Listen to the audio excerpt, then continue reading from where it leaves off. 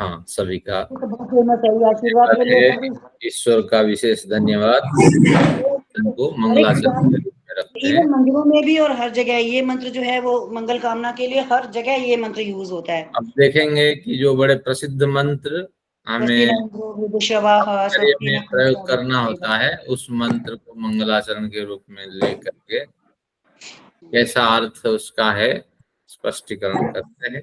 ये भी अगला भी भद्रम करने भी सारे मंदिरों में भी पुजारी ये मंगल कामना के लिए यूज करते हैं ये मंत्र। सभी इसको जानते हैं, सब ये जानते बड़ा हैं। प्रसिद्ध मंत्र है। आइए, संयोग से हमें आज मंगलाचरण के रूप में मिला, सबको मंत्र दिख रहा होगा। आइए पाठ करते हैं इसका।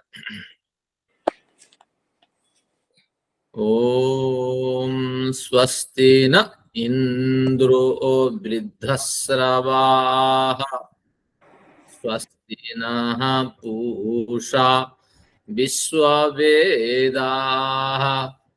स्वस्ति नस्तार्क्ष्यो अरिष्टनेमिः स्वस्ति नो बृहस्पतिर्दधातु ओम स्वस्ति न इंद्रो वृद्धस्रवाः स्वस्ति नः पूषा विश्ववेदाः स्वस्ति नस्तार्क्ष्यो अरिष्टनेमिः स्वस्ति नो बृहस्पतिर्दधातु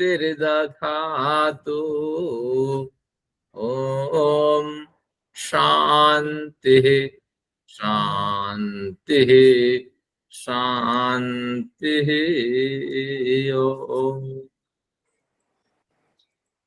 अब हमने मंत्र का पाठ किया।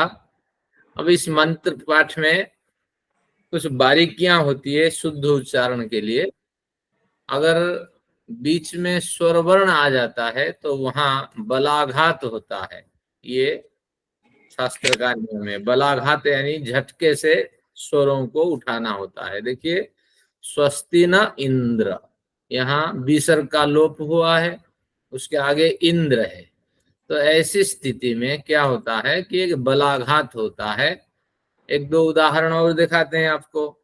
जैसे आप पाठ करते हैं तेभ्यो नामोधिपतिभ्यो, तेभ्यो नामोधिपतिभ्यो बना दे तो अच्छा है।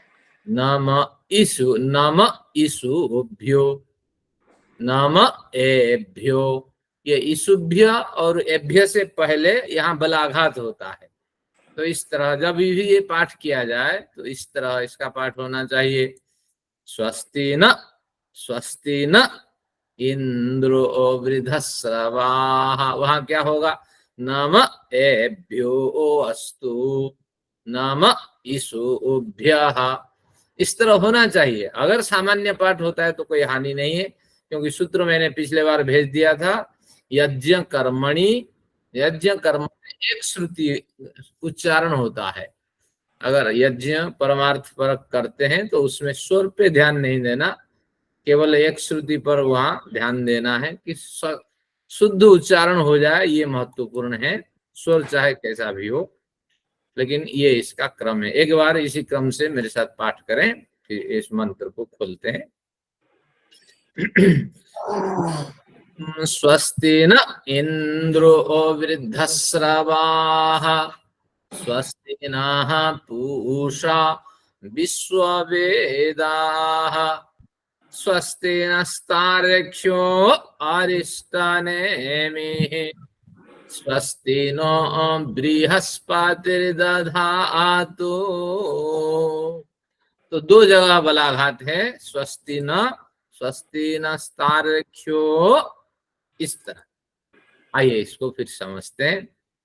क्या इसका पहले पदच्छेद कर देते हैं, पदों को पृथक पृथक हटा देते हैं ताकि अर्थ करते वक्त सरलता रहे।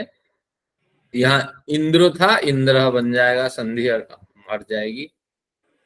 संधि के कारण ये विसर्ग ओ बन गया था।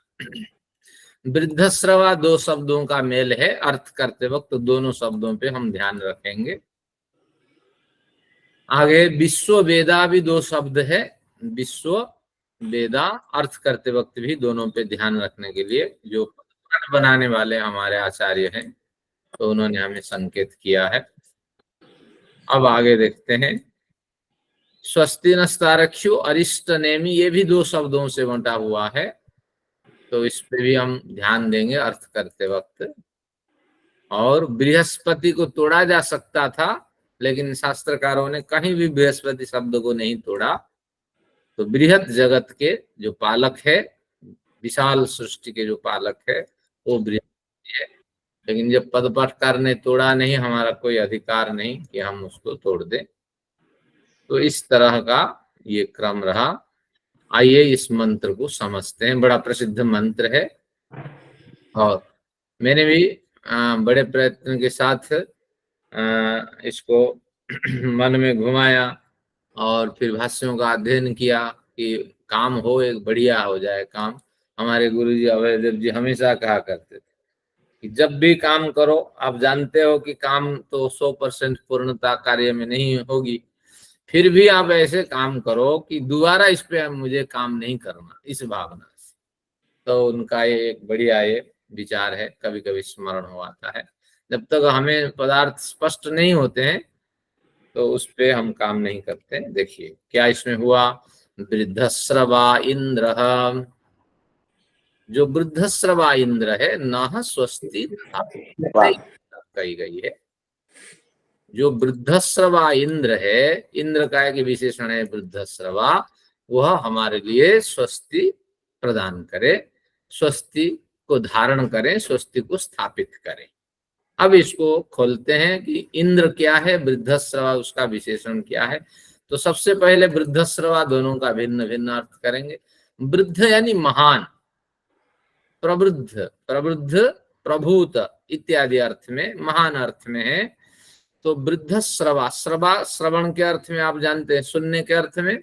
तो पहला अर्थ करते हैं प्रबुद्ध श्रवण शक्ति वाले। आप सोचते होंगे अर्थ में अपने ढंग से करता हूं, नहीं, मैं भाष्यकारों को देखता हूँ, 3-4 भाष्यकारों को, उन्होंने कैसे अर्थ बनाए, क्या किए, कहीं कोई अर्थ न छूटे, तो सभी अर्थों को लिया। ये वृद्धश्रवा शब्द बढ़िया शब्द है। तो प्रवृद्ध श्रवण शक्ति वाले, इसका क्या अर्थ है, जो भली भांति हमें सुनते हैं। जितनी चर्चा अभी हमने की या आज हम कर रहे हैं, और अनुराधा जी ने बताया 4 प्रोग्राम को मैंने अटेंड किया है, वो भी सब सुनने वाले ये है। तो वो वृद्धश्रवा इंद्र, इंद्र कौन है आगे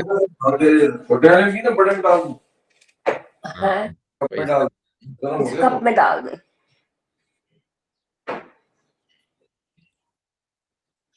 तो अब देखते हैं वृद्धश्रवा इंद्र को स्पर्श करते हैं। तो प्रबुद्ध श्रवण शक्ति वाले, सब कुछ सुनने वाले, महान श्रवण शक्ति वाले, उस वह इंद्र, इस तरह एक अर्थ बनेगा। दूसरा अर्थ बनेगा प्रबुद्ध स्तोत्र स्वरूप। यह श्रवः शब्द कहीं स्तोत्र के अर्थ में भी प्रयोग हो जाता है, स्तोत्र स्तुतियां। तो जिसकी स्तुतियां प्रबुद्ध है, मानो वो स्तुति के रूप में उस मंत्रों में, उन मंत्रों में विद्यमान है। तो इसलिए प्रबुद्ध, प्रवृद्ध, स्तोत्र स्वरूप। ईश्वर कैसे हैं ना, स्तोत्र स्वरूप है और महान स्तोत्र स्वरूप है, क्योंकि ईश्वर की कीर्ति इतनी है, अनंत है कि हम वर्णन नहीं कर पाएंगे, और वाणी भी समित हो जाती है और मन भी उन वहां तक पहुंच करके वापस लौट आती है, इस तरह उपनिषद कहती है। तो इसलिए प्रबुद्ध महान स्तोत्र स्वरूप, स्वयं ही मंत्रों के रूप में, स्तोत्र के रूप में, स्तुति मंत्रों के रूप में वो विद्यमान है। तो ऐसे जो इंद्र है, तो उसी से हमारा निवेदन है कि वो हमारे लिए स्वस्ति स्थापित करें। ये 2 अर्थ हुए, प्रबुद्ध स्तोत्र स्वरूप और श्रवण शक्ति वाले। श्रवः का अर्थ अन्न है, अन्न है। तो अब देखते हैं इस अन्न का क्या अर्थ है। पता नहीं, मेरा भी एक बेटा है, उसका नाम सत्य श्रवा मैंने रखा। श्रवा शब्द का अर्थ प्रसाद है, श्रवस। प्रसाद से अभिप्राय संभवतः अन्न हो सकता है। किस प्रयोजन से कब रखा गया, कैसे रखा, ये तो अलग बात है, मुझे भी याद नहीं है, लेकिन बढ़िया अर्थ मैंने रखा। तो अब देखिए प्रभूत, अभी तो शवा का तो आपने श्रवण बताया, अभी आप अन्न बता रहे हैं, क्या ये? हाँ, वैदिक जो शब्द होते हैं, एक शब्द के अनेक अर्थ होते हैं, तो अच्छा, इसलिए ईश्वर में सभी अर्थ घटते हैं और मनुष्यों में जो अर्थ घट जाए वही ग्रहण होता है। तो आपने बताया वृद्ध मतलब प्रबुद्ध रूप से सुनने वाला, तो वो नहीं लगाना मीनिंग, कुछ और लगाना है? नहीं, प्रबुद्ध का अर्थ महान और नहीं, कुछ नहीं। प्रबुद्ध रूप से सुनने वाला आपने बताया, श्रवण करने वाला, हाँ, ठीक तो है, अब वो मीनिंग नहीं लगाना है? लगाएंगे, सारे ईश्वर में लगेगा, इसलिए तो या नहीं लगाया ना कहीं भी। भाष्यकार तो या लगाते हैं, प्रबुद्ध श्रवण शक्ति वाले या प्रबुद्ध स्तोत्र स्वरूप, इस तरह संस्कृत में वो लिखते हैं, लेकिन या ईश्वर में जरूरत नहीं, सारा कुछ ईश्वर में घटने वाला।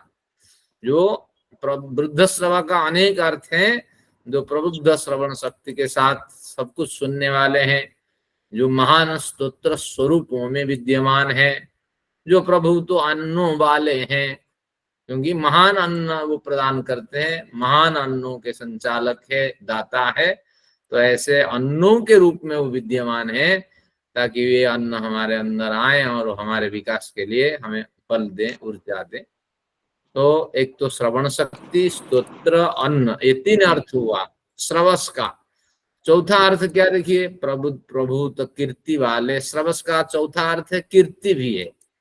तो वृद्ध श्रवा, जिसकी श्रवस, जिसकी कीर्ति महान है, प्रभुत है, पर्याप्त है, तो ऐसे कीर्ति वाले वो ईश्वर है।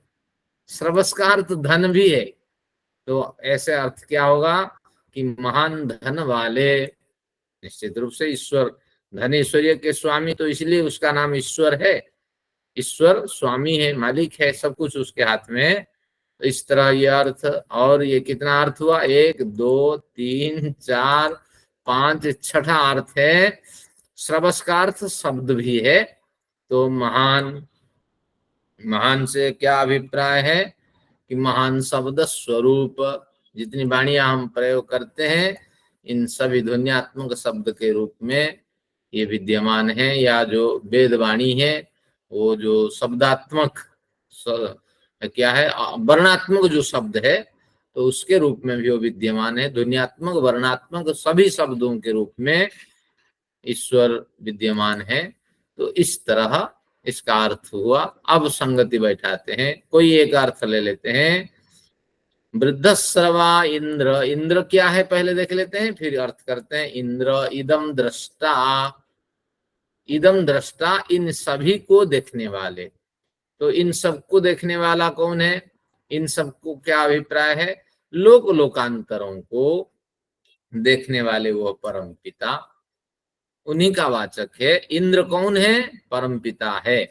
क्यों परम पिता है, क्योंकि वो इदम दृष्टा है, सभी को देखने वाले। तो हम स्वस्ति नो इंद्र वृद्धश्रवा कह करके परमपिता का ही संबोधन करते हैं और उनसे स्वस्ति की मांग करते हैं। तो देखिए अर्थ क्या बना, स्वस्ति न इंद्र वृद्धश्रवा, वृद्धश्रवा प्रभूत श्रवण शक्ति वाले, वह इदम दृष्टा परमपिता न स्वस्ति दधातु, हमारे लिए कल्याण का, कल्याण को धारण करें, यानी हमारे लिए कल्याण स्थापित करें। एक वचन में प्रयोग है, नहीं तो करें कर सकता था, लेकिन अड़चन है यहाँ, तो आप करें भी कर दें, कोई हानि नहीं है। तो वृद्धश्रवा इंद्र न स्वस्ति दधातु, कितना बढ़िया शब्द है। तो सबसे पहले जब ये मंत्र उच्चारण करते हैं, ईश्वर के सभी विशेषण इसमें जुड़ जाते हैं, जो कीर्ति वाले, जो स्तोत्र स्वरूप, जो अन्न स्वरूप, जो धन स्वरूप, और जो वर्णात्मक ध्वन्यात्मक शब्द स्वरूप, ऐसे जो परम पिता है, इदम दृष्टा, लोक लोकांतरों के दृष्टा परम पिता है, वो हमारे लिए कल्याण प्रदान करें, कल्याण स्थापित करें। क्या बढ़िया शब्द है, सभी लोग इसका पाठ करते हैं, अर्थ समझ लें तो कितनी खुशी होगी।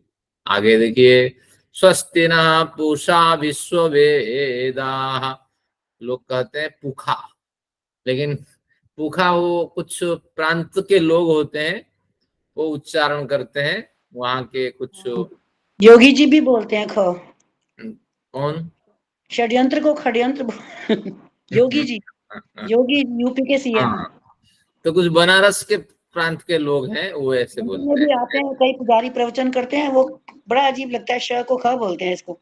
हाँ हाँ चलिए। षड्यंत्र बोल रहे हैं, योगी जी हमेशा बोलते हैं खड़यंत्र, खड़यंत्र, हम्म। कुछ षड्यंत्र को। कुछ प्रांत के ऐसे सूत्र साहित्य बने हैं कि सा को खा बोला जाए, उसमें लिखा है तो उसी हिसाब से वो बोलते हैं। सहस्र शिखा पुरुष, मैंने जब वेद का अध्ययन किया था। पूषा को पूखा बोलते हैं वो। हाँ, तो इसलिए वास्तविक रूप से पूखा नहीं बोलना, पूषा बोलना, ये षटकोण वाला सो मूर्धन्य स थोड़ा बलाघात के साथ उच्चारण होगा। एक जगह मैंने एक मंत्र का पाठ किया तो वहां फिर वो बोले, एक थे, कहने लगे इतना शुद्ध उच्चारण तो हम भी नहीं कर सकते, हम धुरंधर बैठे हुए हैं, लेकिन इनका तो मैडम का उच्चारण बहुत ही बढ़िया है कि इतना शुद्ध उच्चारण हमारा भी नहीं है। कहते हैं इससे पता चलता है कि बड़ी विद्वान है ये। मैंने कहा अच्छा, उच्चारण से। चलिए, स्वस्ति नः पूषा विश्ववेदः।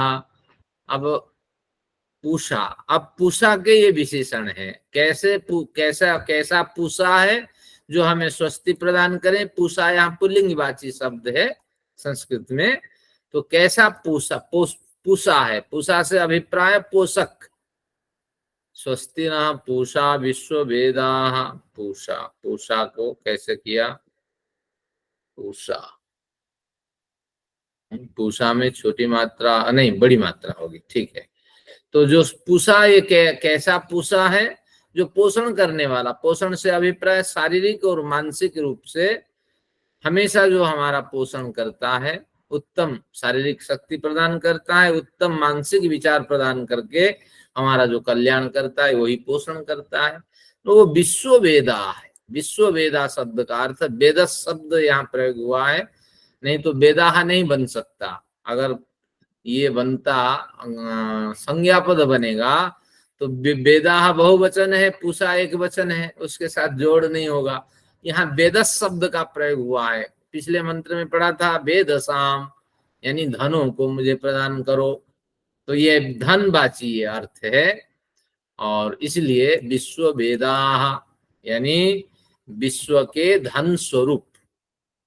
अब धन स्वरूप क्या है, ऊपर तो धन स्वरूप कहा था, धन ऐश्वर्य आदि के अर्थ। यहाँ धन स्वरूप क्या है, धन स्वरूप से धन का एक अर्थ ये भी है, जिसको क्या है, जिसको प्राप्त कर व्यक्ति धन्य हो जाता है, इसलिए उसका नाम धन है, क्योंकि व्यक्ति धन्य हो जाता है उसको प्राप्त करके। तो ऐसा जो दिव्य स्वरूप है वही विश्व वेदा, विश्व के धन स्वरूप, विश्व के जितना धन है तो उस स्वरूप में वो विद्यमान है, ताकि लोग उसको प्राप्त करके धन्य हो जाएं। यह अर्थ इसका प्रमुख अर्थ है। लेकिन दूसरा, वेदस एक गौण अर्थ की कल्पना कर सकते हैं, विद ज्ञाने, भले ही वेदस शब्द बन जाए, लेकिन वेदस शब्द भी तो विद धातु से बनेगा।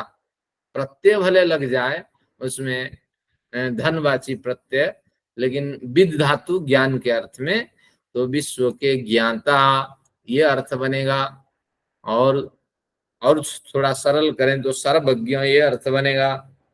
तो क्या बना दूसरा अर्थ, कि जो सर्वज्ञ है, जो विश्व के धन स्वरूप है, जिसको प्राप्त कर व्यक्ति धन्य हो जाता है, ऐसा जो पोषण देव है, जो पूषा देव है, शारीरिक और मानसिक स्तर में सभी प्राणियों को पोषण करने वाले हैं। तो ऐसे जो पोषण देव है, पूषा देव है, उनसे हमारा निवेदन है वे हमारे लिए कल्याण को स्थापित करें। एक वचन में एक बार फिर करते हैं कि विश्व के सर्वज्ञ के रूप में जाने जाने वाले और विश्व के धन स्वरूप, जिसको प्राप्त कर व्यक्ति धन्य हो जाता है, शारीरिक और मानसिक रूप से पोषण प्रदान करने वाले वही परम पिता ही है। तो पूषा स्वरूप में वे हमारा हमेशा कल्याण करें। क्या बढ़िया है, हमारा शारीरिक मानसिक पोषण हो जाए, और हमें क्या चाहिए। अब देखिए तीसरे में क्या कहता है, स्वस्ति नस्तारक्ष्य अरिष्ट नेमिः। सबसे पहले अरिष्ट नेमि को समझते हैं। नेमि शब्द का अर्थ अस्त्र है।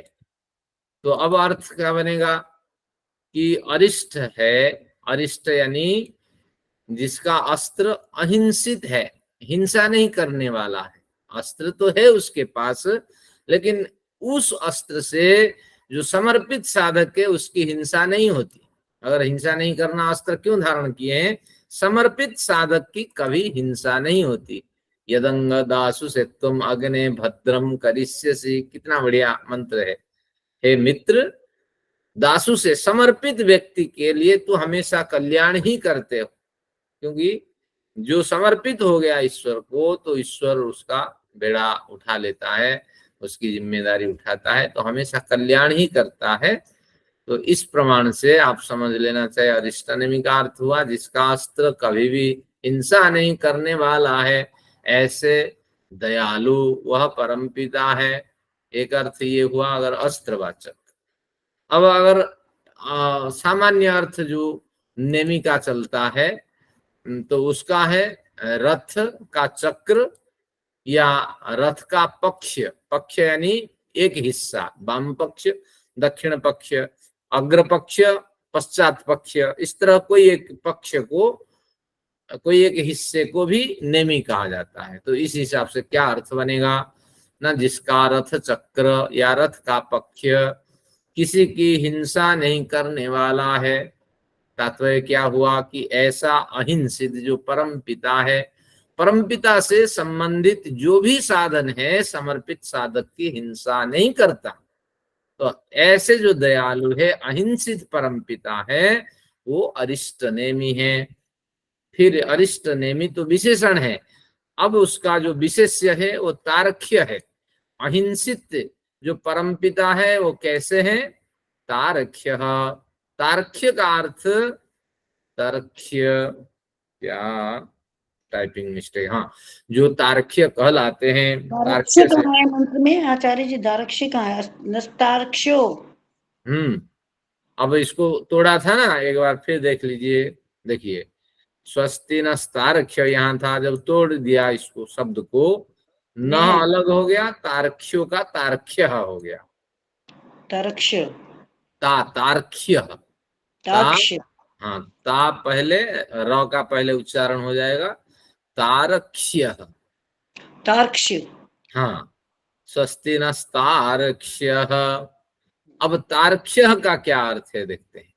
जो तारक्ष्य कहलाते हैं, तारक्ष्य शब्द का अर्थ त्वरित गमन करने वाला, शीघ्र गति करने वाला। रिगतो धातु है और यहाँ त्वरार्थ परक धातु का प्रयोग है, तो इसलिए त्वरित गमन करने वाला, इसका सामान्यतम अर्थ क्या है? सर्वव्यापक, और कुछ नहीं है। तो सर्वव्यापक, अहिंसित और सर्वव्यापक जो परम पिता तारक्ष्य कहलाते हैं, तो उसी परम पिता से हमारा निवेदन है कि न स्वस्ति हमारे लिए कल्याण को स्थापित करे। कितना बढ़िया अर्थ है, लेकिन इसको पढ़ करके हम समझ नहीं पाते हैं क्या क्या लिखा है। तो अहिंसित, इसका अरिष्टनेमी का और कोई अर्थ नहीं। ईश्वर से संबंधित जो भी साधन होगा वो समर्पित साधक की हिंसा नहीं करता है। नहीं, ईश्वर हमेशा अहिंसित स्वरूप में विद्यमान रहते हैं। ऐसे अहिंसित स्वरूप और सर्वव्यापक स्वरूप वह परम पिता आपने उस स्वरूप में न स्वस्ति दधातु हमारे लिए कल्याण स्थापित करें। स्थापित करें इसलिए ब्रैकेट में लिखा क्योंकि हमारी मजबूरी है। एक बार दधातु शब्द का हमने प्रयोग कर दिया, यहाँ और दधातु कहाँ से लाएंगे? मंत्र में तो एक बार दधातु शब्द का प्रयोग है, तो इसलिए यहाँ इस तरह हमें ब्रैकेट दे करके अपना अभिप्राय को समझाना होता है। आगे देखते हैं, स्वस्ति नो बृहस्पति दधातु। बृहस्पति बृहत्तों के पालक, बृहत के पालक, विशाल सृष्टि के जो पालक है, रक्षक है, वह परम पिता ही है और कोई हो नहीं सकते। न स्वस्ति हमारे लिए कल्याण स्थापित करे। भाष्यकार यहाँ देवगुरु बृहस्पति लिखते हैं। भाष्यकार मध्य भारत में भ्रम हुआ, तार्क्ष्य का अर्थ गरुड़ करते हैं, पूषा का अर्थ ईश्वर से भिन्न एक देवता करते हैं, और इंद्र का अर्थ राजा करते हैं। तो इस तरह भिन्न भिन्न अर्थ करते हैं। ये सारे अर्थ ईश्वर में घटते हैं, वही इंद्र है। वही पूषा है, वही तारक्ष्य है और वही बृहस्पति है। इस विशाल सृष्टि के पालक वह परम पिता हमारे लिए स्वस्ति स्थापित करे। तो हम भी निवेदन करते हैं हमारे लिए वो कल्याण प्रदान करें, स्वस्ति की स्थापना करें। तो इस मंत्र को बड़ी रुचि के साथ आप पाठ करें। और ये मंत्र 27 पूरे हो गए, बाकी 2-4 क्लास के बाद ये पूरी शीट में भेज दूंगा, तो इसको संभाल के रखिए और इस तरह इसका पाठ करते जाए। और एक विशेष इसमें भाष्यकारों के विचारों से कुछ विशेष दे रहा हूं। स्वस्ति शब्द का बार बार प्रयोग होना यह बताता है कि यह स्वस्ति जिसे परमपिता से हम प्राप्त करना चाहते हैं वह हमारे लिए अविनाशी बने, यानी दीर्घस्थायी बने, अर्थात मुक्ति सुख देने वाली बने। तो बार बार स्वस्ति की बात करते हैं, वो सामान्य स्वस्ति नहीं मांगते हैं। तो बार बार प्रार्थना से स्पष्ट होता है कि अविनाशी स्वस्ति चाहिए कि आज सुख मिला, आज मुक्ति सुख का आनंद मिला और कल छूट गया, ऐसा नहीं। लेकिन लंबी अवधि के लिए मुक्ति सुख का आनंद मिले, मुक्ति सुख की प्रसन्नता मिले। तो इस अभिप्राय से बार बार स्वस्ति का पाठ किया जाता है। तो एक बढ़िया मंत्र है, आज आप सबने सुना, आप सबका धन्यवाद। अब चलते हैं अगले प्रकरण में, न्याय दर्शन के अगले प्रकरणों को स्पर्श करते हैं। अब पिछली कक्षा में आपने अनुराधा जी की काव्य श्रृंखला सुनी, बढ़िया प्रस्तुतिकरण रहा है। तो आज इसको आगे और बढ़ाते हैं, उनका धन्यवाद भी करते हैं। उस मंत्र का एक बार में अर्थ बता दीजिए। हाँ चलिए, ये मुझे भी स्मरण रहा कि एक बार आखिर में आवृत्ति करता हूँ। देखिए आखिर में आप जैसे बताते हैं ना पूरा इकट्ठा, ठीक है, तो एक बार बता तो दीजिए। वृद्धश्रवा इंद्र यानी सभी को सुनने वाले, सारे संसार के जो आचार व्यवहार है, स्तुति प्रार्थना आदि है, सभी को सुनने वाले, वह इदम दृष्टा, इन सभी लोक लोकांतरों के दर्शक परमपिता हमारे लिए स्वस्ति की स्थापना करें, हमारे लिए कल्याण स्थापित करें। दूसरे में कहा कि वह पोषक देव जो शारीरिक मानसिक रूप से हमारा पोषण करते हैं। तो उससे पहले भी ये बताया कि जो सर्वज्ञ स्वरूप है और शारीरिक मानसिक रूप से हमारा पोषण करते हैं, वही परमपिता पूषा के नाम से जो परिचित है, पोषक परमपिता हमारे लिए कल्याण को स्थापित करें, कल्याण स्थापित करें। फिर उन्होंने कहा अरिष्ट नेमितार्क्ष्य, अहिंसित स्वरूप में जो हमेशा विद्यमान रहते हैं और शीघ्र गति के कारण जिन्हें हम सर्वव्यापक परमपिता मानते हैं। तो उन्हीं से निवेदन है, उस सर्वव्यापक या तार्क्ष्य स्वरूप से विद्यमान परमपिता से भी हम प्रार्थना करते हैं वो हमारे लिए स्वस्ति यानी कल्याण स्थापित करें।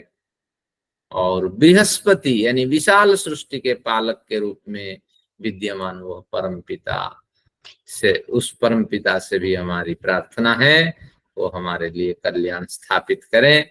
हमें हर हालत में स्वस्ति चाहिए और बार बार कहने का अभिप्राय है अविनाशी स्वस्ति हमें चाहिए, दीर्घस्थायी स्वस्ति चाहिए, मुक्ति सुख देने वाली स्वस्ति चाहिए। इस अभिप्राय से हम इस तरह स्वस्ति शब्द का प्रयोग करते हैं। थैंक यू आचार्य जी, अब ठीक हो गया सारा, एक बार हो गया ना। चलिए धन्यवाद। 4 बार स्वस्ति।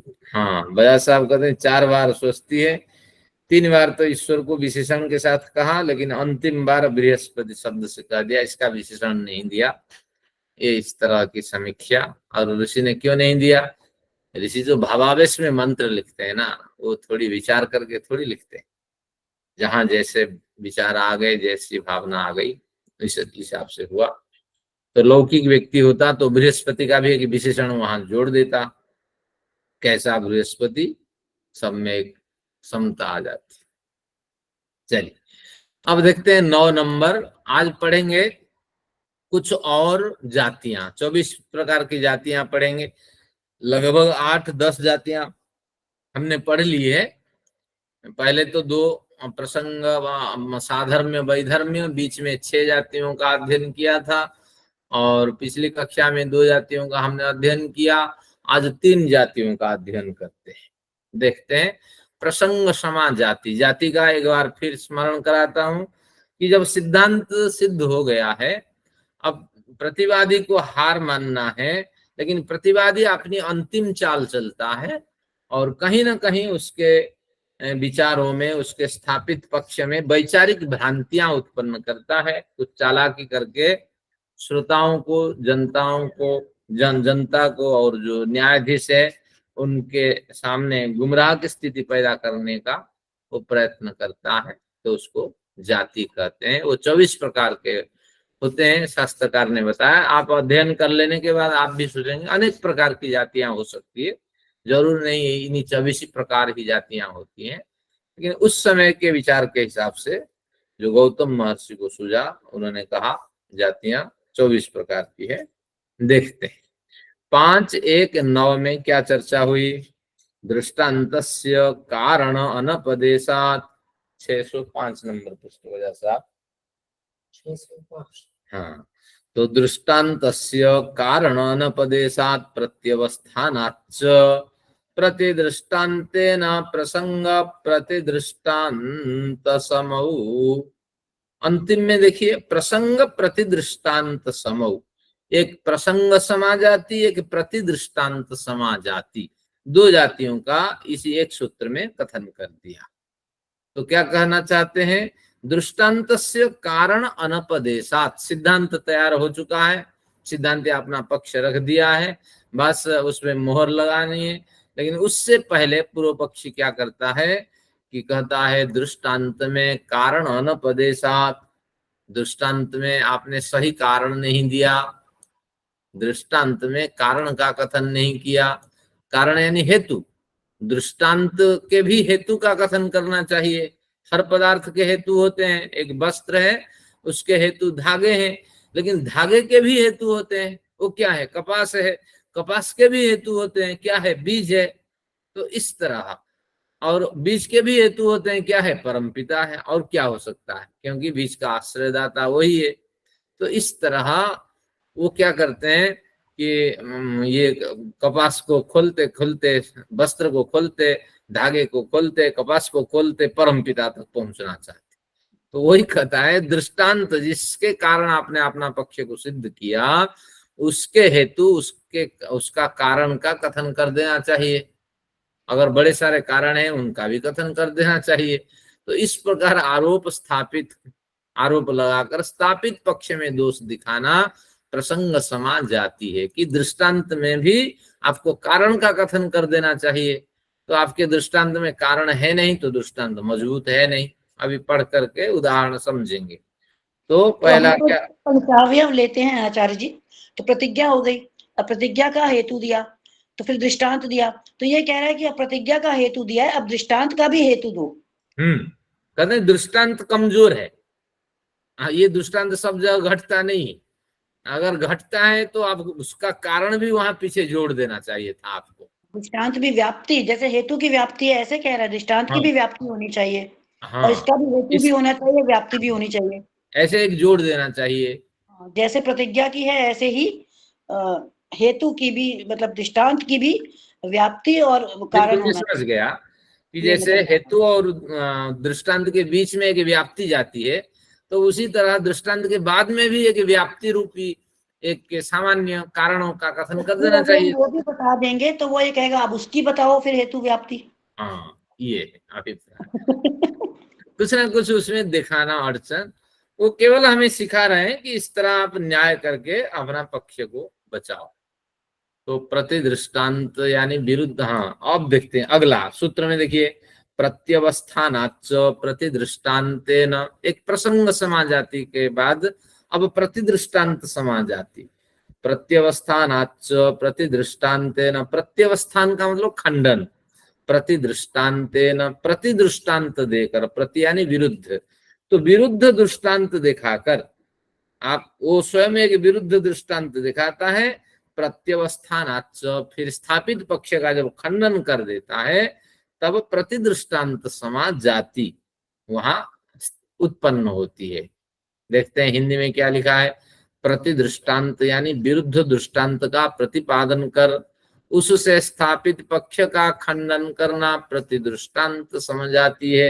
एक सूत्र में सारा कह दिया कि दृष्टांत के कारण का कथन न करने से प्रसंग समा जाती, और स्थापित पक्ष पर एक विपरीत दृष्टांत स्थापित कर उसके खंडन करने का, उसका खंडन करने का जो निष्फल प्रयास है, तो इस तरह स्थिति जब उत्पन्न होती है तो उसको प्रतिदृष्टांत समा जाती है।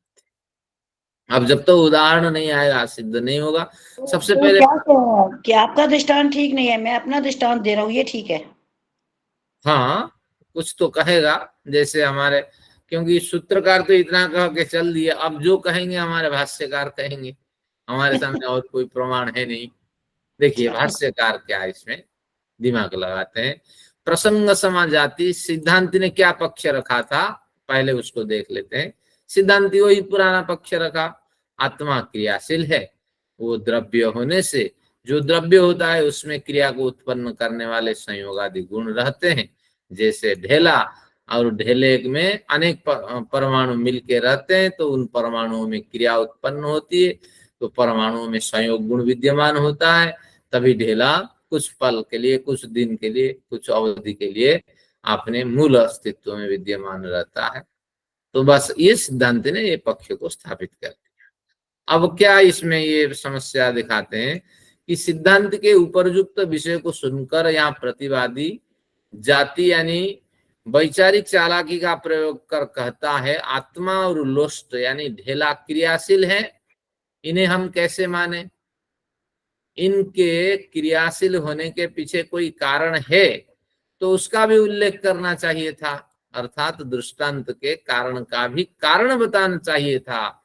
इसी कमी के कारण यह प्रसंग समा जाति कहलाएगी। यानी जब दृष्टांत आपने दे दिया उसी के नीचे आपको लिख देना चाहिए इसका क्या कारण है। ये जो ढेला क्रियाशील बना रहता है और संयोग आदि गुण उसमें विद्यमान होते हैं, इसके कारण को भी यहाँ लिख देना चाहिए। ऐसा नहीं कि इसका कारण नहीं है, कारण तो है, कहाँ तक कारण लिखें? तो हर पदार्थ में इस तरह कारण लिखते जाएं समस्या उत्पन्न होगी। तो कुछ ना कुछ ये सामान्य अड़चन उसमें उन्होंने डाल दिया, लेकिन जो ग्राह्य नहीं है ऐसे भी हल्के फुल्के विचार रख करके थोड़े बहुत समय के लिए भ्रांतियां उत्पन्न की जा सकती है, ये उन्होंने समझाने का प्रयत्न किया। तो इसको प्रतिदृष्टांत समा जाति, और हम इसका समाधान नहीं देते हैं, सूत्रकार स्वयं समाधान देंगे। बस हमें इस विषय को समझना है। प्रसंग समा जाति समझ लिए, निरर्थक यहाँ प्रश्न किया कि यहाँ ढेला, अगर ढेले में क्रिया है और संयोग आदि गुण है तो उसके पीछे क्या कारण है? कारण क्या है कि अणुओं का संयोग है, इसमें कारण है, और कुछ है ही नहीं, समरूप अणुओं का संयोग है। देखेंगे जब वो उसको स्पष्ट करेंगे। अब देखते हैं प्रतिदृष्टांत समा जाति में क्या उदाहरण बन सकता है। तो प्रतिदृष्टांत समा जाति का उदाहरण है, सिद्धांत ने आपने पक्ष रख दिया, अब ये रखते हैं प्रतिदृष्टांत। सिद्धांत ने क्या पक्ष रखा था कि वही आत्मा सक्रिय है द्रव्य होने से, और ढेला, इसका उदाहरण दिया था। अब यहाँ उसका वो खंडन करते हैं, अपना एक विपरीत दृष्टांत रखते हैं, आत्मा निष्क्रिय है, और कहते हैं आपका हेतु भी हम रखते हैं, आप सक्रिय हैं आत्मा कहते हैं ना, देखिए आत्मा सक्रिय है उन्होंने कहा था, लेकिन ये कहते हैं नहीं नहीं आत्मा निष्क्रिय है, लेकिन हेतु तो आपका दूंगा, द्रव्य होने से जो पदार्थ जो द्रव्य होता है उसमें क्रिया को उत्पन्न करने वाले संयोगादि गुण रहते हैं। कहते हैं इसमें भी क्रिया को उत्पन्न करने वाले संयोगादि गुण रहते हैं। जैसे आकाश, आकाश है नहीं भूत आकाश का एक कथन है कि आकाश में भी क्रियाएं होती है, उसका आकाश में क्रियाएं नहीं होती हैं। हाँ, अब इसको सुनिए क्या कहना चाहते हैं कि आत्मा निष्क्रिय है, ये इसकी प्रतिज्ञा वाक्य है, बाकी हेतु इसके विपरीत है। क्योंकि आत्मा निष्क्रिय है, द्रव्य है, हम मान लेते हैं, आत्मा भी नव द्रव्य के अंदर आता है, जो द्रव्य होता है उसमें उत्पन्न करने के गुण होते हैं, और आकाश में भी ये गुण होते हैं, हानि कहाँ है। तो आकाश में सारे गुण देखे जाते हैं। तो आत्मा कभी सक्रिय है, आत्मा सक्रिय है, और आत्मा को हम निष्क्रिय मानते हैं। ये कुछ संगति बैठी नहीं, आगे देखते हैं समाधान कैसे हुआ। कि अब तो इतना समझ में आया, जो प्रतिज्ञा उन्होंने गलत रख दी, और हेतु, उदाहरण, ये सब एक इसके विपरीत, प्रतिज्ञा के विपरीत ये तीनों रखे, तो एक समस्या हमारे सामने उत्पन्न हो गई। आकाश को सक्रिय कह देना चाहिए था, निष्क्रिय क्यों कहा। तो अब सिद्धांति पूछते हैं, कि सिद्धांति कहते हैं क्या है, आपके निराधार आकाश में क्रियाएं कैसे हो सकती है। तो आकाश का कोई आधार नहीं है, एक काल्पनिक रेखा है, तो उसमें क्रियाएं कैसी हो सकती हैं। तो प्रतिवादी बड़ी सहजता से उत्तर देता है कि आकाश में वायु का संयोग होने से वृक्षादि के कंपित होने की क्रियाएं तो आकाश में होती हैं। तो आकाश में वायु का संयोग होता है, और वृक्षादि के कंपित होने से हम देखते हैं कुछ ना कुछ क्रियाएं आकाश में हो रही होती हैं। यहाँ कुछ संगति नहीं लग रही, क्योंकि वो तो कह रहा है आत्मा निष्क्रिय है, क्लियर करता और आकाश का उदाहरण दे रहा है, और आकाश को कह रहा है निष्क्रिय है। हाँ, मैं उसको क्लियर करता। निष्क्रिय कह रहा है, या उसमें क्या कह रहा है, वायु की तरंगे उड़ती है, क्रिय सक्रिय कह रहा है, निष्क्रिय कह रहा है, क्या कह रहा है। हाँ, अभी इसको क्लियर करता हूँ, पहले इतना समझ लो। मिक्सअप हो गया थोड़ा। हाँ, थोड़ा मिक्सअप जैसे दिखता है।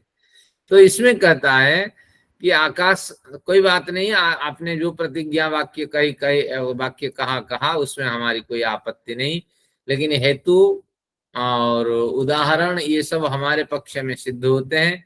लेकिन जो उदाहरण दिया आपने, उसमें एक त्रुटि है। क्या त्रुटि है? कि आकाश जो भूताकाश है उसमें कैसे क्रियाएं हो सकती है। आकाश का तो कोई परमाणु है नहीं।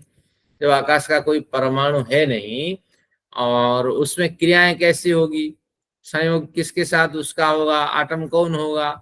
तो कहते हैं देखो देखो, तुम अलग समझते हो कि जो आकाश में प्रतिवादी कहता है जो वायु होती है, वो वायु क्या करती है कि वृक्ष आदि के साथ संयोजित हो करके वृक्षों के पत्तों को हिलाती है, पेड़ों को गिराती है, कुछ ना कुछ तो वायु करती है। तो ये सारी क्रियाएं कहाँ होती हैं? आकाश में होती हैं। भले ही पेड़ पौधों में हो, लेकिन ये पेड़ पौधे भी तो आकाश में हैं। तो इस तरह आकाश सक्रिय है। तो इसलिए हमारे उदाहरण में कोई त्रुटि नहीं है, हमारी व्याप्ति में कोई त्रुटि नहीं है, हमारे हेतु में कोई त्रुटि नहीं है। इसको असंगति लग रही है, क्योंकि निष्क्रिय आत्मा के लिए जो वो उदाहरण दे रहा है वो सक्रिय आकाश का दे रहा है। हाँ, अब मैं इसको क्लियर करता हूँ थोड़ा धीरे धीरे। तो अब तो हेतु, व्याप्ति, उदाहरण, इन तीनों में समरूपता उन्होंने स्थापित कर दी। लेकिन उन्होंने ये ध्यान नहीं दिया कि आत्मा निष्क्रिय है, क्योंकि कहीं ना कहीं उसको गुमराह करना था।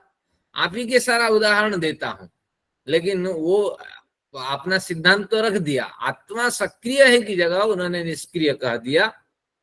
अब जब निष्क्रिय कह दिया तो अब इसको प्रमाण देना चाहिए, लेकिन वो सक्रिय के सारे प्रमाण दिए, ये दोनों सक्रिय के हो गए, और उदाहरण में उन्होंने निष्क्रिय आकाश को स्थापित कर दिया।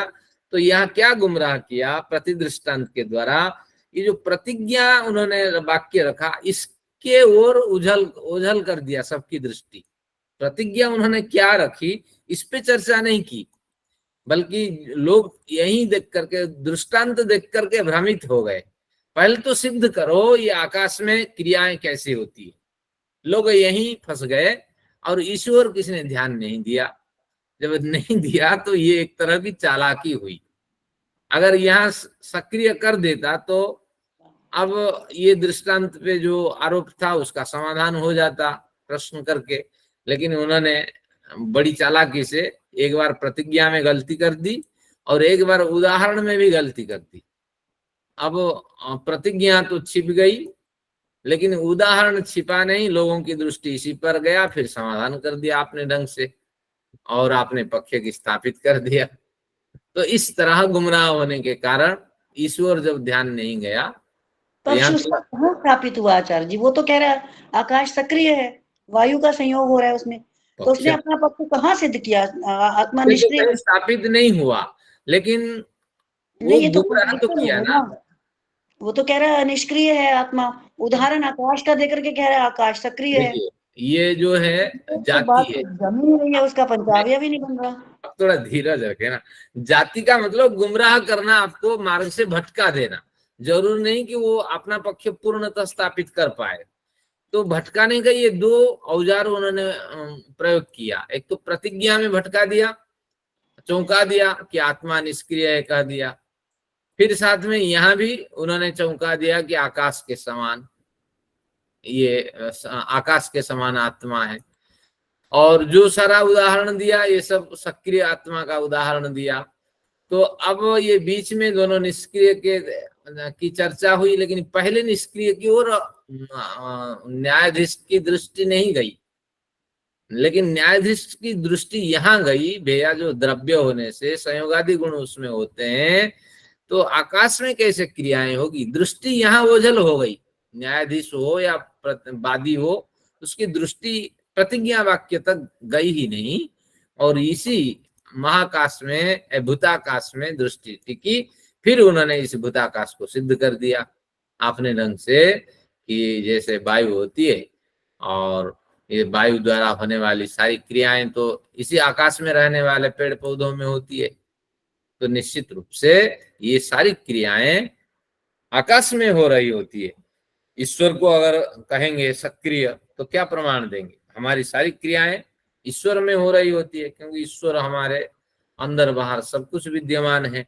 तो इस तरह एक उदाहरण भी दिया जा सकता है।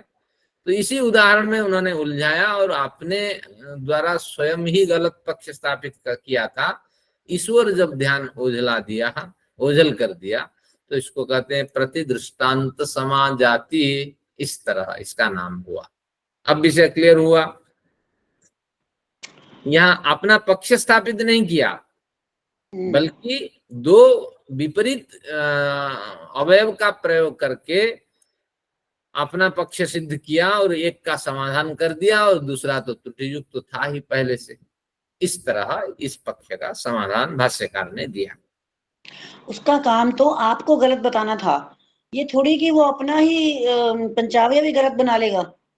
हाँ, पंचावय में भी गलत प्रयोग कर दिया। यहाँ प्रतिदृष्टांत में यही दिखाई पड़ता है। मेरे ख्याल से प्रतिदृष्टांत में इतना ही होना चाहिए कि जो आपने दृष्टांत दिया है वो उसको ही क्रिटिसाइज करके कहता है ये नहीं, ये होना चाहिए कुछ और वो गलत ठहरता है उसके वाला। बस इतना ही होना चाहिए। हाँ, उन्होंने ये नहीं दिया हेतु जो है, और उसकी अपनी असंगति तो हम नहीं बता सकते। इतना बेवकूफ तो नहीं होगा कि वो अपना पंचावय भी गलत बना जाएगा। नहीं बनाएगा, क्योंकि प्रतिदृष्टांत का अर्थ यही है कि विपरीत दृष्टांत में स्थापित करता हूं आपके समक्ष, और जिसमें प्रतिज्ञा में तो आपने अपनी बात रख दी, बाकी दोनों बात वहीं से चेप दी, और आखिर में महाकाश भूताकाश आदि का कथन कर दिया। तो ये भाष्यकार का ये विचार था। जैसे विचार मैंने उसको कोट किया, मैंने भी इसको लिखने से पहले बड़ी चर्चा की, दिमाग में बड़ा दौड़ाया भाष्यकार ने ऐसे क्यों लिखा। ये रेस्पॉन्सिबल भाष्यकार है इसके लिए। चलिए आगे बढ़ते हैं। तो अब सिद्धांति पूछता है आकाश में कैसे क्रियाएं होती है, इसको हमने पढ़ दिया। अब देखिए दोनों जाति का कैसे उदाहरण वो देते हैं, समाधान करते हैं। देखिए दो जातियां हो गई, एक प्रसंग समा, एक प्रतिदृष्टांत समा। तो अनुराधा जी को लग रहा है कि ये निष्क्रिय आत्मा के संदर्भ में ये हेतु होने चाहिए, ये व्याप्ति होनी चाहिए, यही आपका कथन है ना? अपने पक्ष को सिद्ध करने के लिए कोई ऐसे एग्जाम्पल दे जो निष्क्रिय हो। लेकिन हम मजबूरी है, हमें मजबूरी है, तो सक्रिय का दे रहा है, कह रहा है हम बदल नहीं सकते ना। हमारे भाष्यकार ऐसा ही चाहते हैं, ये अभिप्राय।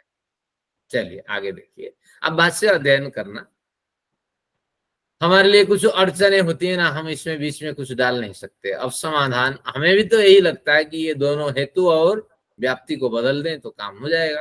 हाँ, बस इतना। उसको प्रतिदृष्टांत का मतलब है आपने जो दृष्टांत दिया वो आपका मानेगा, प्रतिज्ञा भी मानेगा, सब कुछ मानेगा, लेकिन उसी प्रतिज्ञा के लिए अपनी प्रतिज्ञा नहीं देगा कुछ भी। आपने सक्रिय कहा, वो भी कह रहा है सक्रिय है।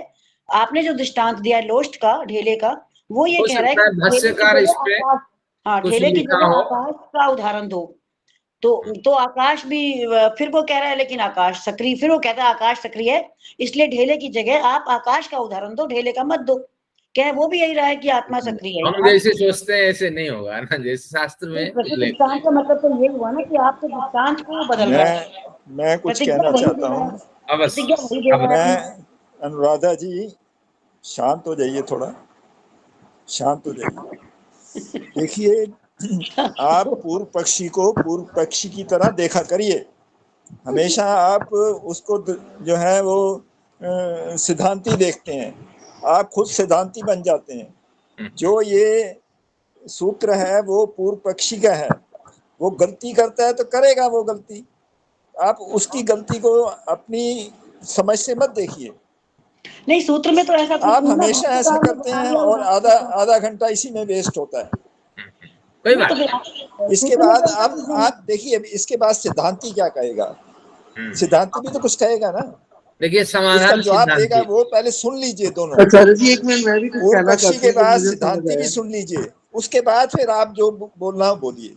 हाँ, कुछ हमारी माता जी सिद्धांति आप सुनते नहीं है, सिर्फ पूर्व पक्षी सुन के अपनी ही अटकलें लगाते हैं। कोई बात ऐसा नहीं होना चाहिए ना। आचार्य जी नहीं, पूर्व पक्षी की मैं ये बात ही कह नहीं रहा सुन रहे तो मैं आगे कैसे बढ़ूं? मैं पूर्व पक्षी का वो प्रति दृष्टांत का मतलब ही यही है कि वो सिर्फ उसके दृष्टांत में गलती निकालेगा, ये नहीं कि उसकी प्रतिज्ञा ही बदल देगा, अपनी प्रतिज्ञा ले आएगा। अरे सुन तो लो, आगे आगे सिद्धांति क्या कहने वाला है उसको पूरा पूरा एक सुन लो, उसके बाद आप डिस्कशन करो जो करनी है। कोई नहीं। हाँ, अब इंदिरा माता जी बोलिए। नहीं, मैंने कहा देखो, आप बता रहे थे कि जाति का मतलब होता है चालाकी, तो जब उसने चालाकी करनी है तो वो चालाकी ही करेगा ना, बड़ी सिंपल सी बात है। वो सीधी सीधी बात तो करेगा नहीं, वो कट जाएगा। वो कर ही चालाकी रहे तो वो देखो गलत ही बोलेगा, तो हमें मानना ही पड़ेगा। मैं ये सोच रही हूँ कि दो जब चालाकी है गलतियां तो वो करके चालाकी ही करेगा ना। हाँ, दो गलतियां करके एक में हमें उलझा दिया और एक से बच गया, ये इसका अभिप्राय है। इसको प्रतिदृष्टि। वो तथ्य तो देगा नहीं ना, वो चालाकी ही कर रहा है, वो सीधी सी बात है। ठीक है, आगे। अब जो कह रहे हैं भाष्यकार कह रहे हैं, सूत्रकार तो यहाँ मौन है। आगे देखते हैं समाधान। 5.1.10 पे चर्चा करते हैं। अब 10 में प्रदीपोपादान प्रसंग निवृत्तिवत तद विनिवृत्ति, प्रदीपोपादान प्रसंग निवृत्तिवत तद विनिवृत्ति, इसको उन्होंने उदाहरण दिया। प्रदीप उपादान प्रसंग निवृत्तिवत, पहला क्या था? प्रसंग समाजाति में तुम जो दृष्टांत दे रहे हो उसके भी कारण बताओ। तो उसका समाधान ये कहते हैं, जैसे प्रदीप का उपादान करना, प्रदीप को समझना, तो इसलिए एक दूसरे प्रदीप ला करके सामने रखें तो पहले प्रदीप दिखाई पड़े। अगर इस तरह कोई युक्ति रखें, प्रदीप के उपादान यानी ज्ञान के लिए दूसरे प्रदीप को ला करके रखना, इस तरह कोई प्रस्ताव रखें, प्रसंग रखें निवृत्तिवत, जैसे यह प्रसंग निवृत्ति को प्राप्त कर जाता है, ये प्रकल्पना, ये विचार जैसे निरर्थक सिद्ध होता है, क्योंकि स्वयं ही प्रदीप की ज्योति से अपना प्रकाश स्वयं प्रदीप कर लेता है। एक दूसरा दीपक आएगा और पहले विद्यमान जलता हुआ दीपक को परिप्रकाशित करेगा, ये निरर्थक है। तो उसी तरह आपने जो कहा दृष्टांत के भी कारण बताओ, तो वो भी इसी तरह निरर्थक है। दृष्टांत इतना मजबूत है, सख्त है, वो स्वयं ही अपने को प्रकाशित कर सकता है, उसके लिए एक पृथक कारण की आवश्यकता दिखाने की आवश्यकता नहीं है, ये कहना चाहते हैं। अब देखते हैं हिंदी में क्या लिखा। एक प्रदीप को देखने के लिए जैसे दूसरे प्रदीप की आवश्यकता नहीं रहती, प्रदीप उपादान प्रसंग, एक दूसरे प्रदीप को लाओ, ये प्रसंग अगर कोई रखे, क्यों लाए? क्योंकि पहले प्रदीप को हम देख पाए। अगर इस तरह कोई कहे तो निश्चित रूप से दूसरे प्रदीप की आवश्यकता नहीं रहती पहले प्रदीप को देखने के लिए। उसी तरह यथार्थ साध्य का हेतु के साथ समाधान कर देने वाले दृष्टांत की पुष्टि के लिए, जो यथार्थ साध्य था उसको हेतु और दृष्टांत के साथ जब समाधान कर दिया गया, किसी अन्य हेतुओं यानी कारणों का प्रतिपादन की आवश्यकता, अन्य हेतुओं के कारणों का प्रतिपादन की कोई आवश्यकता वहां नहीं पड़ती। क्योंकि 5 अवयव होते हैं, अब छठा अवयव कहाँ घुसाएंगे? एक तो व्याप्ति बीच में भी घुसी हुई होती है और किसी की आवश्यकता नहीं होती है, अतः प्रसंग समाज जाति की कल्पना निरर्थक है। इस तरह किसी के भी कारण ढूंढना ये निरर्थक है। इस तरह हल्का फुल्का विचार है, कोई गंभीर विचार नहीं है, फिर भी इस तरह एक अड़चन डाल सकते हैं कि आवश्यकता नहीं, यही 5 अवयव पर्याप्त है, दृष्टांत भी पर्याप्त है। अब इस तरह आप जाति का प्रयोग न करें। तो कहते हैं ना, वो बाल के खाल छिलो। अब बाल के खाल कौन छिलेगा? आप छिल लेते हैं भैया साहब। हाँ, तो ये जाति का प्रयोग है। अंगूर के भी छिलके छिलो तो कौन छिलेगा उसको? तो इस तरह अब देखते हैं जो अनुराधा जी को दुख देने वाला सूत्र है, उदाहरण है, उसमें क्या कहा गया। अब देखते 5:1 पे प्रतिदृष्टान्त हेतुत्वेन हेतुर्दृष्टान्तः न हेतुर्दृष्टान्तः। 11 नंबर 607 नंबर पृष्ठ। प्रतिदृष्टान्त हेतुत्वे च न हेतुर्दृष्टान्तः। अब इसको देखते हैं। प्रतिदृष्टान्त हेतुत्वे, विरुद्ध दृष्टांत प्रस्तुत कर पहले दिए जा चुके दृष्टांत को असिद्ध बताने पर प्रतिदृष्टांत हेतुत्वे। आगे क्या है? सिद्धांति द्वारा दिए जा चुके दृष्टांत कभी भी असाधक नहीं होते। क्या कहना चाहते हैं? प्रतिदृष्टांत हेतुत्वे यानी विरुद्ध दृष्टांत, विरुद्ध इसलिए है, विपरीत कथन है। दृष्टांत तो आप दे रहे हैं और दृष्टांत के साथ प्रतिज्ञा वाक्य में मेल नहीं है, तो विरुद्ध दृष्टांत हेतुत्वे, विरुद्ध दृष्टांत प्रस्तुत कर पहले दिए जा चुके दृष्टांत को असिद्ध बताने पर सिद्धांत द्वारा दिए जा चुके दृष्टांत कभी भी असाधक नहीं होते हैं। बस छोटी सी बात है, न अहेतुर दृष्टांत, पहले दिए जा चुके दृष्टांत कभी भी अहेतु यानी निरर्थक नहीं होंगे। क्यों? क्योंकि आप प्रतिदृष्टांत दिखा रहे हैं। प्रतिदृष्टांत यानी विरुद्ध दृष्टांत दिखा रहे हैं।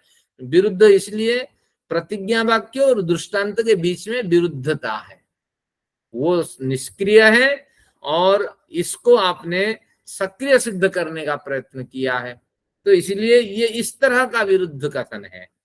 तो प्रतिदृष्टांत हेतुत्वे, प्रतिदृष्टांत को कारण के रूप में स्थापित कर आपने पूर्व स्थापित दृष्टांत को खंडन करने का जो प्रयत्न किया, न अहेतुर, वो अहेतु कभी ये नहीं हो सकता और निरर्थक है ऐसा प्रयत्न करना। तो इसलिए आपका जो जाति प्रयोग है वो गलत है। अब विषय समझ में आया अनुराधा जी? थोड़ा थोड़ा आ रहा होगा।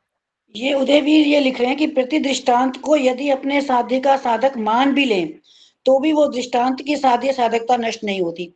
ये तो समझ में आ रहा है कि जो उसने पूर्व सिद्धांति ने जो सेट किया है वो तो ठीक है, तो वो तो आप जबरदस्ती आप जाति छल कर रहे हैं उसमें, उनके में तो कोई कमी नहीं है। लेकिन आप अपना तो ये कह रहे हैं कि यदि अपने साध्य का साधक भी कर ले, यानी कि वो सक्रिय निष्क्रिय ही कहे और उदाहरण भी निष्क्रिय ही दे, तब भी वो हमारे सिद्धांत का खंडन नहीं करता। नहीं, ये तो फिर हो जाए, हमारे दृष्टांत की बजाय अपना दृष्टांत उसने दे दिया, चाहे उसका वो ठीक भी है पंचावयव, लेकिन फिर भी वो हमारे सिद्धांति के सिद्धांत का खंडन नहीं कर सकता उसके दृष्टांत का। हाँ, जो आप कह रहे हैं वो यहाँ ग्राह्य नहीं होगा। वो साधर्म्य वैधर्म्य में उसका कथन हो गया है, तो वहां से इसको पृथक तो दिखाना होगा ना। साधर्म्य समाजाति वैधर्म्य समाजाति में तो इसी का कथन हुआ था, तो वहां से ये थोड़ी भिन्नता है, इतनी ही इसमें विशेषता है। अब समाधान हो गया अनुराधा जी के सामने, नहीं तो फिर वो साधर्म्य दृष्टांत में जाति में चला जाएगा ये प्रकरण। तो यहाँ जो विरुद्ध दृष्टांत है, दृष्टांत और प्रतिज्ञा वाक्य में विरुद्ध होने के कारण ये विरुद्ध दृष्टांत है, इस तरह आपको समझना पड़ेगा जो भाष्यकार। जो भाष्यकार लिख गए उसको क्या करें। हाँ, परंतु आत्मा सक्रिय है आकाश के समान, इस दृष्टांत में व्याप्ति बल बिल्कुल नहीं है। देखिए वहां तो प्रतिज्ञा वाक्य को छोड़ दिया गया, अब इसी को पकड़ लिया गया परंतु आत्मा सक्रिय है आकाश के समान। आपने इस तरह जो सक्रियता के पक्ष में समाधान दिया था, तो उसमें इस उदाहरण में बड़ा व्याप्ति बल नहीं है। व्याप्ति बल का मतलब है कि इसमें पूर्णतः व्याप्ति की संगति नहीं बैठती है, क्योंकि आत्मा कभी सक्रिय नहीं हो सकती है, परंतु आत्मा सक्रिय है आकाश के समान। हाँ, तो इस तरह ये आकाश के साथ आत्मा की संगति नहीं बैठाई जा सकती है। आत्मा तो सक्रिय है, लेकिन आकाश पूर्णतः सक्रिय नहीं, निष्क्रिय है, क्योंकि आकाश की तो परमाणु है नहीं, तो कहां से क्रियाएं होगी। तो वायु के संयोग से जब पेड़ पौधे मनुष्य प्राणी, पेड़ पौधे मनुष्य प्राणी जो होते हैं, अब ये प्राणी यही हो जाए,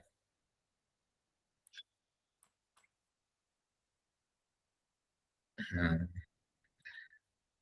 पेड़ पौधे मनुष्य प्राणी और जड़ सृष्टि समुदाय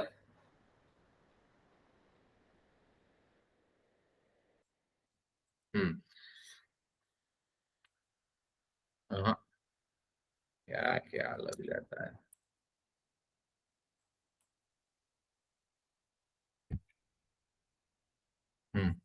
तो इसमें क्या कहा कि वायु के संयोग से जब पेड़ पौधे मनुष्य आदि प्राणी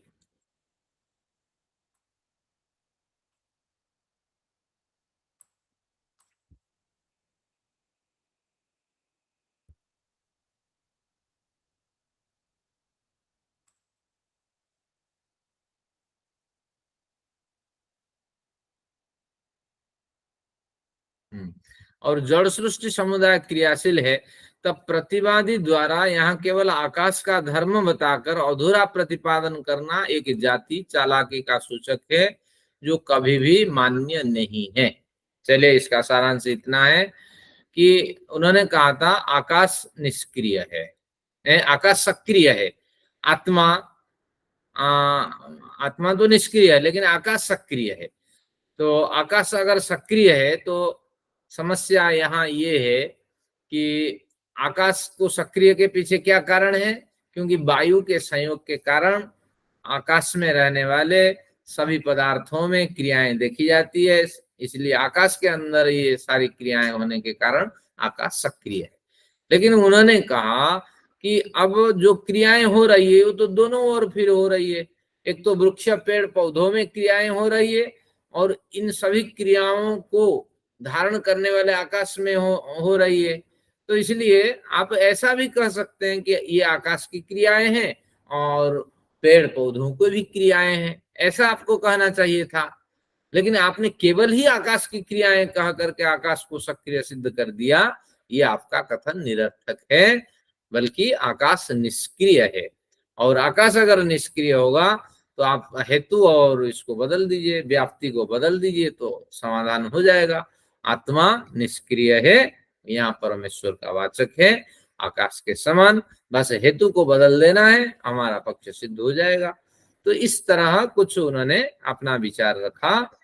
तो यहाँ एक बार फिर देखिए, आत्मा सक्रिय है आकाश के समान, इस दृष्टांत में व्याप्ति ना के बराबर है, क्योंकि वायु के संयोग से पेड़ पौधों मनुष्य आदि सृष्टि समुदाय में जो क्रियाशीलता है, तब प्रतिवादी यहाँ केवल उस क्रियाशीलता को आकाश का धर्म बताता है, लेकिन यहाँ तो दोनों ओर धर्म दिखाई पड़ेंगे। तो इसलिए ये पेड़ पौधों के भी धर्म होगा, तो निश्चित रूप से यहाँ चालाकी से आकाश का धर्म बताकर पेड़ पौधों के धर्मों को छिपाया जा रहा है। तो इसलिए यहाँ जाति का प्रयोग है। तो कहीं अनुराध जी आप अध्ययन करिए, अगर कुछ नया मिलेगा तो बताइएगा, ऐसे कुछ नहीं है। आचार्य जी, कभी भाष्यकार गलती नहीं कर सकते हैं? अगर मेरा दिमाग चल रहा है, मुझे कुछ और लग रहा है उसके सूत्र की वर्डिंग्स को देखकर, सूत्रकार ने तो नहीं कहा कुछ भी, आगे एक्सप्लेन किया नहीं है, उनकी वर्डिंग्स को देखकर मेरे मन में जो बात आ रही कि क्या सही बैठ रहा है उस सूत्र के साथ में, तो क्या भाष्यकार की गलती नहीं हो सकती है? हाँ, ऐसे वैधर्मिका भी अभी तक मुझे डाउट लग रहा है उसका। मैं 6 पॉइंट्स थे उसमें, पहले 3 तो ठीक जम जाते हैं। वैधर्म्य में वादी को पहले अपना पक्ष वैधर्म्य से प्रस्तुत करना चाहिए, फिर प्रतिवादी साधर्म्य वैधर्म्य से खंडन करेगा। लेकिन चौथा पॉइंट अध्ययन करिए, हाँ, उसका भी मैंने बहुत अध्ययन किया, बहुत देखा। 14 पॉइंट आपने वो लिखा है कि उसमें, लेकिन जो प्रतिवादी है वो वैधर्मी से प्रस्तुत कर रहा है, जबकि वादी को पहले अपना वैधर्मी से प्रस्तुत करना चाहिए पक्ष, फिर प्रतिवादी उसका साधर्म्य वैधर्म्य से खंडन करे। आगे लॉजिक तो वही आगे एक बनता और है। ले लेते हैं, फिर इस पे चर्चा करते हैं। आप मुझे पहले तब भी वो नहीं अध्ययन जमा, करें। मैंने आपका मान के कविता वैसे लिख दी, लेकिन मुझे जमा नहीं है वो, वहाँ कुछ गलती है भाष्यकार की, और यहाँ भी मुझे तो गलती लग हो रही है। सकती है, क्योंकि कई ताड़पत्र में लिखे जाते थे, कहीं आगे पीछे हो सकता है ऐसे। हाँ, उनकी गलती कुछ कंपाइल करने में, लिखने में बाद में दिक्कत हो गई हो ना। ठीक है, अभी तो इसी तरह मान के हम चलते हैं, आप देखिएगा आगे विचार ऐसे कोई। आगे देखते हैं, अनुत्पत्ति समाजाति एक छोटा सा प्रकरण है, इसको भी ले लेते हैं, कोई खास इसमें है नहीं बल। तो इसमें कहा प्रागुत्पत्ति कारण भावाद अनुत्पत्ति समा। पहले में पूर्व पक्ष अपना विचार रखेगा। उत्पत्ति है प्रागुत्पत्ति है कारणाभावात अनुत्पत्ति समः। कार्य की उत्पत्ति से पूर्व इस कार्य का जो हेतु यानी कारण न होने पर भी यह नित्य पदार्थ है, इस प्रकार बताकर वैचारिक भ्रांति का प्रयोग कर पूर्व पक्षी स्थापित पक्ष का खंडन करने का अनुचित प्रयास करता है। क्या कहता है कि जो पदार्थ है उसका मूल कारण है नहीं, पहले तो मूल कारण है नहीं, सभी के प्रागभाव होते हैं, यानी सभी का जो अस्तित्व है पहले वो अभाव होता है, और फिर वो अस्तित्व फिर सद्भाव को प्राप्त करता है। हम सभी प्रागभाव से युक्त थे, एक समय था हम कभी उत्पन्न हुए नहीं थे, अपने मूल कारण में थे, फिर प्रागभाव को हटा करके सद्भाव में हम आए। तो ये कहता है कि कार्य की उत्पत्ति से पूर्व कार्य का हेतु यानी कारण न होने से, यानी प्रागभाव की स्थिति में होने पर भी वो पदार्थ नित्य है, क्योंकि जो भी जिसके भी कारण दिखाई नहीं पड़ते हैं वो सभी पदार्थ क्या होते हैं, नित्य पदार्थ होते हैं। ये बताना चाहता है। तो ऐसा माने तो घड़ा जो पहले नहीं था वो भी तो प्रागभाव से अविद्यमान था, तो घड़े को भी नित्य मान लेंगे। तो इस तरह कई समस्याएं आएगी, तो ये यही कहना चाहता है। प्रागुत्पत्ति है कारणाभावात, उत्पत्ति है प्राग, उत्पत्ति से पहले कारणों का अभाव होने के कारण जो आरोप लगाया जाता है पदार्थों के, जिन जिन पदार्थों के उत्पत्ति से पूर्व अविद्यमानता थी, तो उसको कारण बना करके अगर इस तरह आरोप लगाए कि नहीं नहीं ये नित्य पदार्थ है, तो निश्चित रूप से ये एक जाति है। इस जाति का नाम अनुत्पत्ति समा जाति। मानो ये उत्पन्न हुआ ही नहीं है, और उत्पन्न होने के इसमें सामर्थ्य है नहीं। तो जिसमें उत्पन्न होने का सामर्थ्य नहीं वो निश्चित रूप से अविनाशी पदार्थ है। जैसे आत्मा उत्पन्न होती नहीं है और परमेश्वर उत्पन्न होते नहीं है, तो इस तरह अनुत्पत्ति समा जाति ये बताता है। और उसका समाधान भी स्वयं भाष्यकार देते हैं। देखिए क्या देते हैं, तथा भावादुत्पन्नस्य कारणोपपत्ते न कारण प्रतिषेधः। तथा भावादुत्पन्नस्य कारणोपपत्ते, तथा भाव इसको पहले समझते हैं, नहीं इस हिसाब से एक इक्वेशन बना देते हैं। अनुत्पत्ति समा जाति का सैद्धांतिक पक्ष क्या होगा, और जिस पे आरोप लगाया जाएगा कि ध्वन्यात्मक शब्द अनित्य है, ये सैद्धांतिक पक्ष है। शब्द तो अनित्य है, और कौन सा शब्द है, वर्णात्मक तो वेदादि शास्त्र है वो नित्य है, लेकिन ध्वन्यात्मक शब्द अनित्य है, क्योंकि प्रयत्नों से उत्पन्न होते हैं। भेरी तुरी नगड़ा आदि बजाने से ही तो उत्पन्न होते हैं, तो इसलिए प्रयत्नों से उत्पन्न होने से अव्याप्ति लगाते हैं। जो पदार्थ प्रयत्नों से उत्पन्न होता है वह अनित्य होता है। जैसे घड़ा अनेक प्रयत्नों के बाद घड़ा बनता है, ऐसे आसानी से थोड़ी बनता है। ये सैद्धांतिक पक्ष था, और इसी पक्ष पे वो आरोप लगाता है कि निश्चित रूप से ये घड़ा अपने पूर्व स्वरूप में अविद्यमान था, तो वो भी नित्य है। ये इस तरह आरोप लगाता है। तो यह सिद्धांति का पक्ष है। इस पक्ष में जाति का प्रयोग कर प्रतिवादी अपना विचार रखता है। क्या रखता है, देखिए, ध्वन्यात्मक शब्द नित्य है, अनित्य कौन मानता है, नहीं नहीं अनित्य नहीं है, नित्य है। ये चालाकी से प्रयोग करता है। और हेतु क्या देता है, उत्पत्ति से पूर्व इसके कारणों का अभाव देखे जाने से शब्द के जो कारण हैं, भले ही आप भेरी तुरी नागड़ा आदि कहते हैं, ये तो पहले अविद्यमान थे, तो निश्चित रूप से शब्द अपने कारणों में अविद्यमान था, और शब्द अगर बीच में प्रकट हुआ तो अविद्यमान से ही प्रकट हुआ। तो निश्चित रूप से जिसके कारण अविद्यमान है वो निश्चित रूप से नित्य पदार्थ है, और जो जो द्रव्य कारण रहित होता है वह नित्य होता है। जैसे ईश्वर, ईश्वर के कोई कारण होते नहीं है। बढ़िया उन्होंने यहाँ उदाहरण दे दिया। निश्चित रूप से ईश्वर को नित्य मानते हो और शब्द को तुम नित्य मानने में कतराते हो, और सब ईश्वर के कोई कारण नहीं होते हैं, किसी कारण से वो उत्पन्न होते नहीं है। तो शब्द भी कोई कारण नहीं होता है, शब्द का अविद्यमान सारे कारण होते हैं। और भले ही शब्द उत्पन्न हो जाए तो क्या हो गया, ईश्वर भी तो योगियों को साक्षात्कार के रूप में दिखाई पड़ता है। तो इस तरह ये एक बलवान पक्ष इन्होंने स्थापित कर दिया, और इस पक्ष का क्या नाम है, इस विचार का नाम अनुत्पत्ति समा जाति, जिसका मूल कारण नहीं होता है। तो निश्चित रूप से आप समझना कि वो नित्य पदार्थ है। अब देखते हैं समाधान कैसे। यहाँ विशेष कुछ विचार आया। ऊपर से दिखने से पता चलता है कि प्रतिवादी का सिद्धांत बिल्कुल ठीक है, परंतु त्रुटि यह है कि कारणों से रहित द्रव्य जो ईश्वर है वह अनुभव गम्य होता है, इंद्रिय ग्राह्य नहीं। ये अपने मेरे विचार होते हैं, तो इसलिए विशेष लिख के मैं लिखता हूं। इसमें क्या अड़चन है इस विषय में, सूत्रकार तो स्वयं समाधान करेंगे, क्योंकि ईश्वर इंद्रिय गम्य नहीं होते हैं, और लेकिन शब्द जो है इंद्रिय गम्य होता है, इंद्रियों से समझते हैं। प्रतिवादी ध्वन्यात्मक शब्द, प्रतिवादी का जो ध्वन्यात्मक शब्द है वो इंद्रियों से पकड़ा जाता है। हम अपनी इंद्रियों से 0 डेसिबल से 60 डेसिबल तक शब्द सुनते हैं, और इससे आगे हमारा कान फट जाता है, मर जाते हैं हम। तो निश्चित रूप से विस्फोट आदि के समय कई हजार डेसिबल, कई करोड़ों डेसिबल आवाज उत्पन्न, आवाज की जो फ्रीक्वेंसी उत्पन्न होती है। तो निश्चित रूप से प्रतिवादी का दृष्टांत और हेतु में त्रुटि है। उन्होंने जो हेतु दिया है, उत्पत्ति से पूर्व कारणों के अभाव होने से उसको नित्य मान ले, और जो दृष्टांत उन्होंने दिया ईश्वर, ये गलत कर दिया, इसकी जगह और कुछ रखना चाहिए था। तो इसलिए इस तरह मैंने कर दिया, लेकिन मैंने जो किया भाष्यकार से हट करके सूत्रकार से, सूत्रकार अपने ढंग से व्याख्या करते हैं।